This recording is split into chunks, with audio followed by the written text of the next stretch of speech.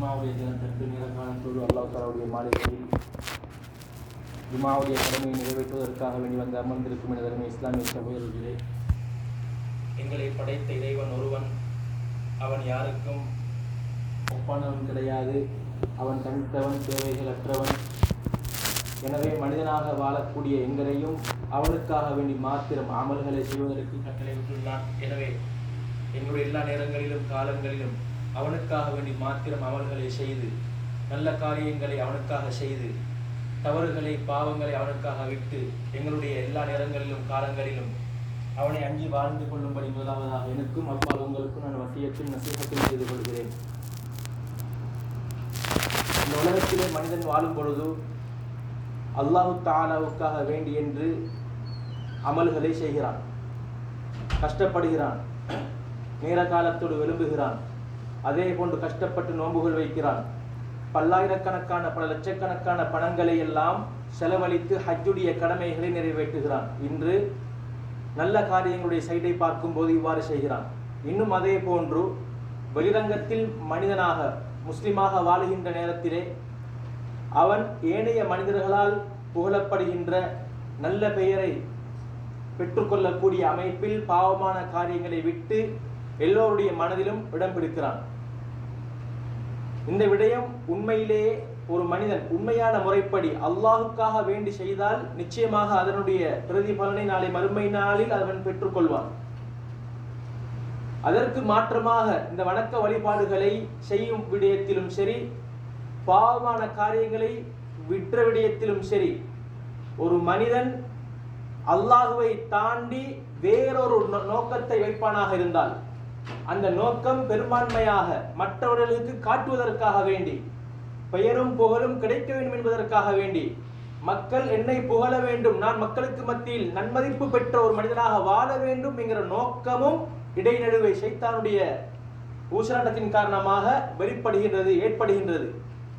இந்த மக்களுக்காக வேண்டி காட்டுவதற்காக வேண்டியோ அல்லது பிரபல்யத்திற்காக வேண்டியோ ஒரு மனிதன் நல்ல காரியங்களை செய்வானாக இருந்தால் அது அல்லாஹ்விடம் ஏற்றுக்கொள்ளப்பட்ட ஒரு அமலாக மாற மாட்டாது.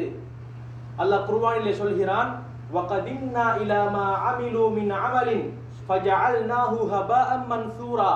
நாங்கள் சில அமல்கள் செய்தவர்களுடைய அமலை நாங்கள் பார்க்கிறோம், நாங்கள் அதனை என்ன செய்வோம்? ஃபஜஅல்னாஹு ஹபாஅம் மன்சூரா, நாளை மறுமை நாளில் பரத்தப்பட்ட புழுதியை போன்று ஆக்கி விடுவோம்.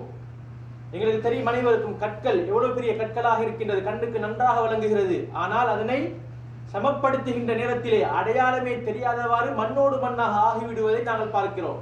அதே போன்றுதான் எந்த ஒரு மனிதன் மக்களுக்காக வேண்டி காட்டுவதற்காக வேண்டியோ அல்லது பிரபல்யத்திற்காக வேண்டியோ செய்வானாக இருந்தால் எங்களுடைய பார்வைக்கு இவர் நல்ல ஒரு வணக்க வழிபாடுகள் உள்ள பேணுதல் மிக்க ஒரு மனிதனாக, நல்ல ஒரு பெரியோர் மலையளவு நன்மைகள் செய்தவனாக விளங்கினாலும் நாளை மறுமை நாளில் அல்லாஹ் சுப்ஹானஹு வ தஆலா அவனுக்காக வேண்டி செய்யப்படவில்லை என்கிற ஒரே ஒரு காரணத்தினால் அவைகளை ஏற்றுக்கொள்ள மாட்டான், பரத்தப்பட்ட புழுதியை போன்று ஆக்கிவிடுவான்.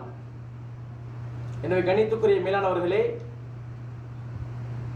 எங்களுக்கு அனைவருக்கும் தெரியும் அல்லாஹுக்கு இணை வைத்தால் எங்களுடைய நன்மைகள் ஏற்றுக்கொள்ளப்பட மாட்டாது. அது அவன் ஒரு உண்மையான முஸ்லிம், ஒரு மூமின் என்று சொல்லுவதற்கு முடியாது. அவன் இஸ்லாமிய மார்க்கத்தை விட்டு வெளியே செல்கிறான். ஆனால் அதே நேரத்தில் மறைமுகமான ஷிர்க் என்று ஒன்று இருக்கிறது. நபி ஸல்லல்லாஹு அலைஹி வஸல்லம் அவர்கள் தஜ்ஜாலை விட எச்சரித்தார்கள். தஜ்ஜாலுடைய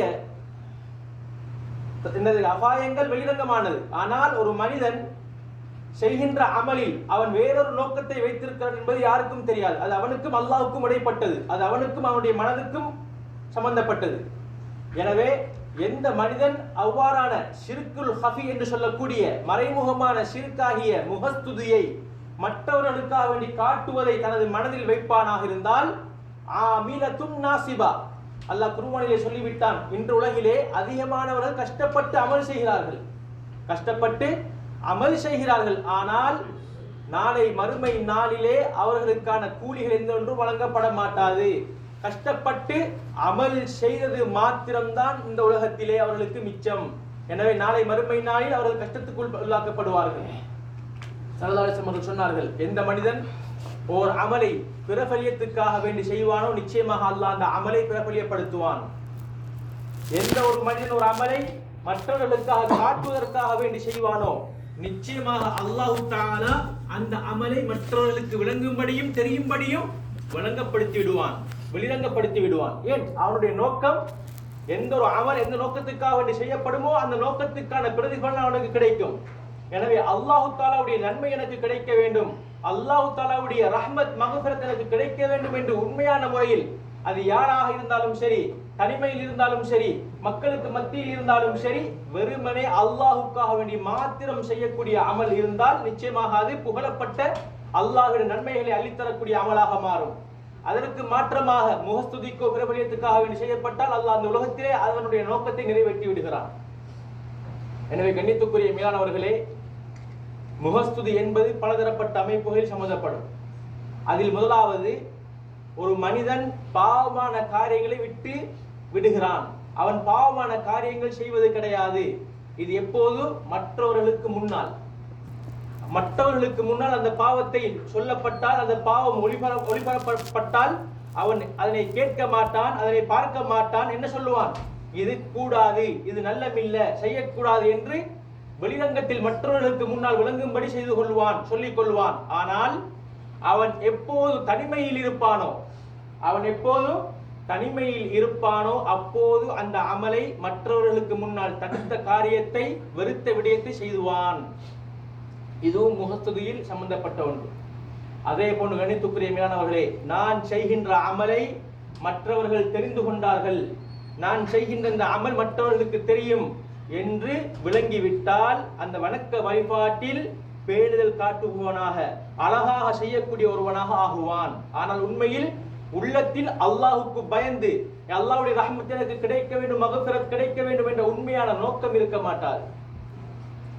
அலி ரலியல்லாஹு சொன்னார்கள், முகஸ்துதிக்காரர்களுடைய அடையாளங்கள் இருக்கின்றன. அதில் முதலாவது அடையாளம், யக்ஸலு இதா கான வஹ்தா, அவன் தனியே இருந்தால் சோம்பலப்படுவான். 100 பேருக்கு முன்னால் இருந்தால் அந்த வணக்க வழிபாட்டை அழகாக செய்வான். அந்த 99 நபர்கள் இல்லாவிட்டால் அவன் மட்டும் தனிமையாக இருந்தால் அவசரமாக சோம்பல் மிக்க ஒருவனாக அதில் கவனம் செலுத்துவான், சோம்பரப்படுவான். எல்லா மக்களும் கூடியிருந்தால் உற்சாகமாக செய்வான்.